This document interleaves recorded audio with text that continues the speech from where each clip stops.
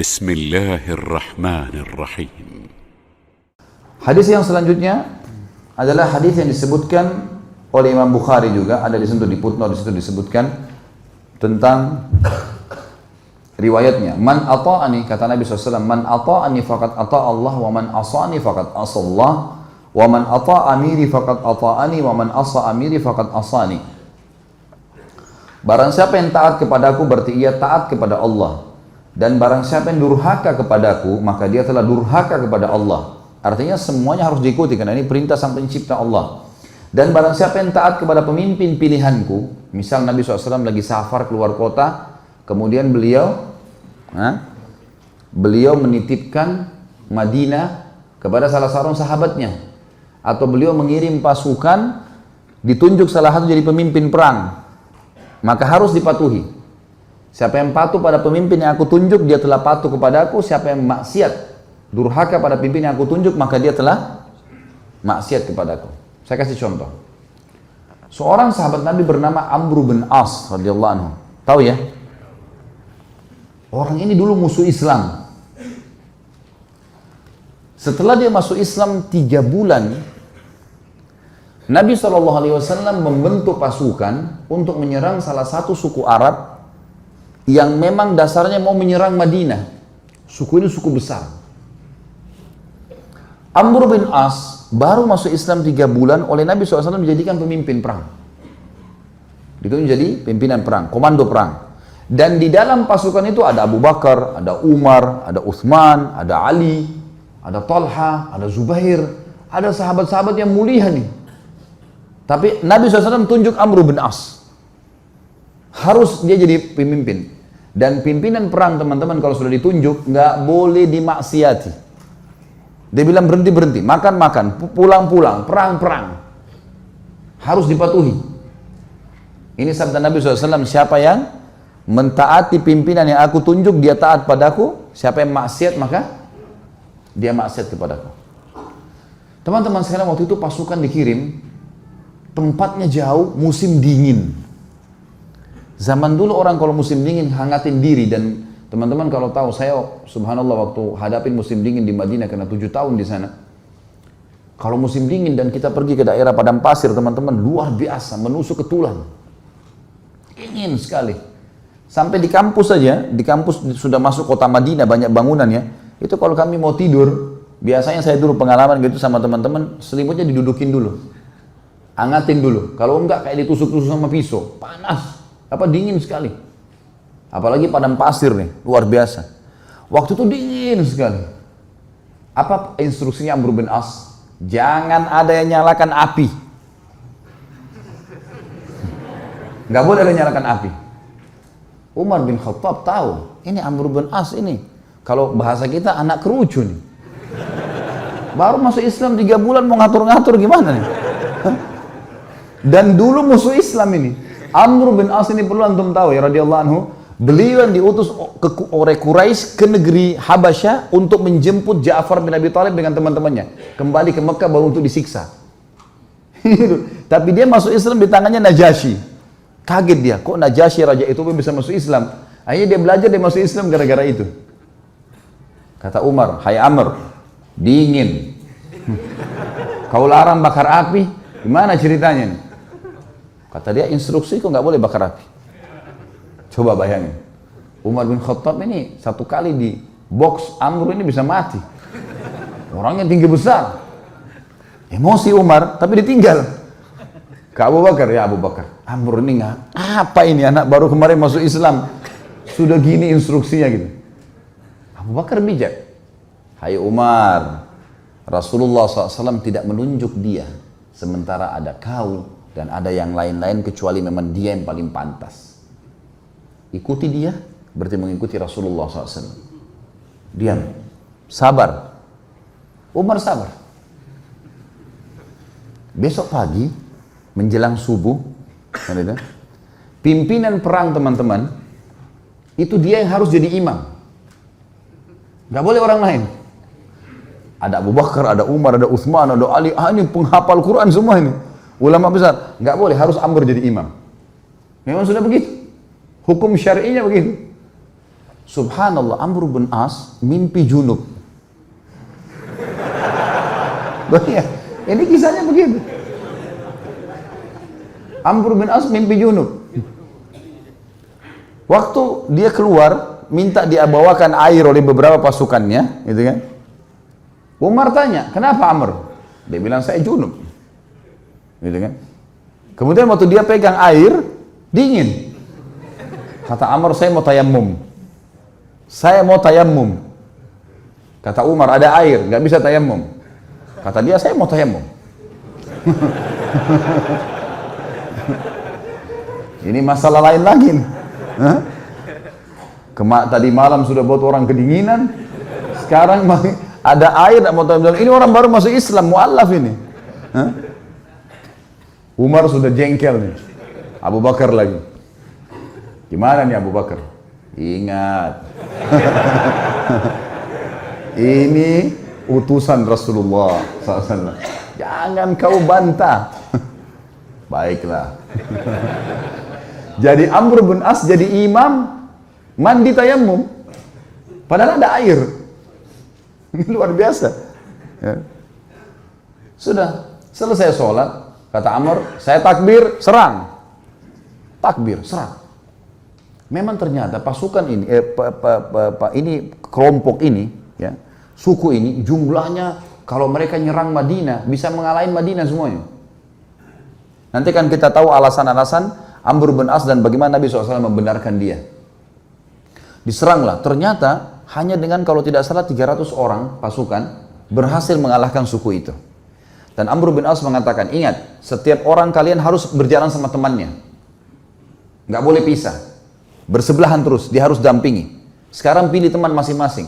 Jadi dia 300 orang tuh pilih teman. Selalu berdekatan, serang musuh berdua, nggak boleh pisahin. Jangan tinggalkan temannya kalau dia masih belum selesai duel atau berperang. Itu instruksinya, karena ini malam, gelap. Baik, pergilah ke sana, perang, dan berhasil menang. Kocar kacir nih suku nih. Kocar kacir sukunya, lari semuanya. Para sahabat mengetahui mereka kocar kacir, dengan semangat serang, takbir, kejar. Kata Amr, tunggu. Jangan ada yang nyerang sana. Tunggu di sini. Umar balik lagi. Hai Amr, musuh udah kalah. Tinggal kita kejar, tebas nih. Nggak bisa, instruksi tunggu sini. Tidak boleh kejar musuh. Kumpulin ghanimah yang ada sekarang, pulang Madinah. Tentu sahabat-sahabat yang lain yang didukung siapa kira-kira? Amr atau Umar? Umar. Karena mereka tahu siapa Umar gitu kan. Mereka juga tahu siapa Amr. Pikiran mereka ini Amr ini 3 bulan yang lalu perangin Islam. Ini musuh besarnya Islam ini dulu. Baiklah, pulang pasukan ke Madinah. Baru turun dari kuda, Umar langsung, ya Rasulullah, ini Amr buat begini. Tidak boleh nyalain api, kita lagi kedinginan. Malam-malam dia mandi junub, tidak pakai air, tayammum. Kemudian musuh kalah, kita dilarang pergi tangkap musuh. Padahal itu kan ghanimah. Musuh yang lari itu kalau ditangkap kan jadi hamba sahaya. Bisa diperjualbelikan. Lalu Nabi SAW tanya di depan mereka semua, hai Amr, keluhan sudah sampai kepadaku. Apa jawabanmu? Ya Rasulullah, pasukan suku yang kita serang ini adalah suku yang jumlahnya kalau semua berhasil menyerang Madinah keesokan harinya habis kita nih. Pasukan perang jumlahnya banyak. Kalau kita nyalain api, mereka tahu kita ada, habis 300 orang lawan sekian ribu, gimana caranya? Kata Nabi SAW, benar. Lihat, Nabi SAW tidak salah memilih pemimpin nih. Nabi bukan orang bodoh. Wahyu dari langit nih. Yang kedua, kenapa kau mandi junub dengan tayammum? Ya Rasulullah, airnya seperti es. Kalau saya mandi, saya bisa sakit, mati. Saya pemimpin. Kalau saya sakit, saya pemimpin perang. Instruksi Anda, saya pemimpin. Nggak bisa, udara dingin di padang pasir. Maka saya tayammum. Kata Nabi SAW, kau benar. Umar yang tadinya marah, redam. Yang ketiga, kenapa kau biarin orang pergi, nggak ditangkapin? Ya Rasulullah, 300 orang. Lawan sekian ribu orang pasukan ini. Kalau kocar-kacir pasukan saya, nyerang sana sini nangkap, kita akan dikalahkan pasti. Mereka bisa tahu jumlah kita, tapi kalau kita ngumpul, kelihatannya banyak. Dan target kan ngalahin mereka. Mereka sekarang sudah takut dan mereka gelap tidak tahu jumlah pasukan kita. Ngapain kita nyerang-nyerang sana? Toh ganimanya sudah ada. Target sudah tercapai. Mereka kalah, nggak usah buru-buru itu. Kata Nabi SAW, kau benar. Abu Bakar balik ke Umar. Nah, sudah tahu?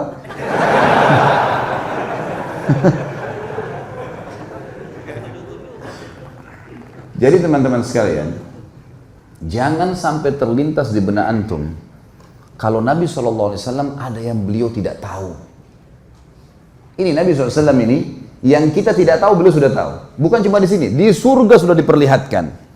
Bodohnya sebagian orang menganggap baginda Nabi SAW masih ada yang belum ditahu. Makanya mereka buat-buat ibadah yang tidak diperintahin. Tangkap nggak poin ini? Ini penting sekali. Kalau antum masih melakukan perbuatan bidah yang antum anggap boleh, berarti antum menganggap Nabi SAW masih ada yang belum diketahui oleh beliau. Padahal tuntunannya sudah jelas. Innal halala bayyin wa innal harama bayyin. Ingat kata Nabi SAW, yang halal sudah jelas, yang haram sudah jelas. Wa bainahuma umurum mushtabihat. Di antaranya ada hal-hal yang samar. Siapa yang menyelamatkan dirinya dari hal yang samar-samar, faqad istabra li dini wa dunyah. Dia telah menyelamatkan kesucian agamanya dan dunianya. Wa man waqa'a fi syubhat faqad waqa'a fil haram. Siapa yang sengaja jurumuskan dirinya pada yang syubhat, haram atau enggak ya? Enggak apa-apa deh. Maka faqad waqa'a fil haram. Dia telah jurumuskan dirinya pada yang haram. Artinya nggak ada tengah-tengahnya, halal atau haram. Syubhat berarti haram, jelas agama Allah. Orang yang jerumuskan dirinya pada yang syubhat berarti jerumuskan pada haram, seperti pengembala domba yang membawa domba-dombanya ke ladang yang luas, rumputnya lebih tinggi dari domba-dombanya dan dia tidak tahu domba mana yang dicuri oleh serigala. Kita nggak tahu ini halal atau enggak, lalu kita jerumuskan diri untuk apa? Jadi agama sudah sempurna, nggak butuh tambahan-tambahan. Banyak hal yang membuat umat Islam sekarang berselisih teman-teman. Tapi poin intinya kata ulama adalah mereka semua mengaku kembali kepada Al-Quran dan Sunnah. Semua. Orang liberal pun yang mengatakan Quran harus direvisi, boleh nikah lintas agama, semua orang agama masuk surga. Banyak syubhat yang mereka lemparkan. Mereka juga mengaku, kami juga kembali kepada Al-Quran dan Sunnah. Tapi Al-Quran yang tidak sesuai dengan akal kami, tidak relevan, kami ganti. Tolak, harus direvisi. Hadis Nabi yang tidak masuk di akal, seperti lalat yang dicelupkan di air, susu kemudian bisa jatuh racunnya, bisa ngobatin, gak masuk di akal ini. Mereka tolak gitu kan. Semua mengaku berlandaskan Al-Quran dan Sunnah. Tetapi yang membuat mereka menyimpang adalah mereka tidak mengikuti pemahaman salaful ummah. Siapa itu? Sahabat. Mereka anggap ngikutin sahabat itu kuno. Di zaman Nabi SAW itu ya zaman Nabi, zaman sekarang beda, harus diubah. Dan itu yang dikembangkan oleh Kemal Atatürk di Turki. Sampai mengatakan ada istilah Islam Arab, Islam Turki, Islam Persia. Sekarang Indonesia kan baru kena penyakit itu, Islam Nusantara. Zaman dulu sudah ada ini. Sampai Kemal Atatürk ganti azan dalam bahasa Turki. Lama-lama azan dalam bahasa daerah kita nih. Diubah semuanya, agama Allah nih. Ini bahaya sekali teman-teman sekalian. Makanya memahami Al-Quran dan Sunnah harus sesuai dengan pemahaman salaful ummah atau sahabat. Pegang baik-baik hadis ini teman-teman. Kalau ini antum jadikan pondasi hidup, pegangan hidup, antum akan selalu aman. Ini jaminan, tiket dari Nabi SAW untuk siapapun yang bersyahadat sampai hari kiamat. Kata beliau, Yahudi terpecah menjadi 71 golongan, Nasrani 72 dan umatku 73. Yang 73 yang dibahas. Semuanya lewat neraka dulu. Nanti masuk surga, tapi lewat neraka dulu. Dibersihin dulu dosa-dosanya. Kecuali satu. Semua kita bertanya siapa satu. Sahabat juga bertanya, Rasulullah siapa yang satu? Masuk surga langsung tanpa hisab deh. Kata Nabi SAW, maka ana alaihi wa ashabi. Yang mengikuti aku dan mengikuti sahabat-sahabatku. Inilah teman-teman yang dikumandangkan oleh teman-teman yang mendakwakan dakwah salafiyah dan dakwah sunnah di Indonesia. Yang selalu dikatakan aliran sesat, aliran keras, wahabilah segala macam. Padahal mengajak kepada perkataan para sahabat dalam memahami Al-Quran dan Sunnah. Karena nggak boleh sembarangan. Al-Quran turun pada zaman mereka. Nabi SAW sebutkan hadis zaman mereka.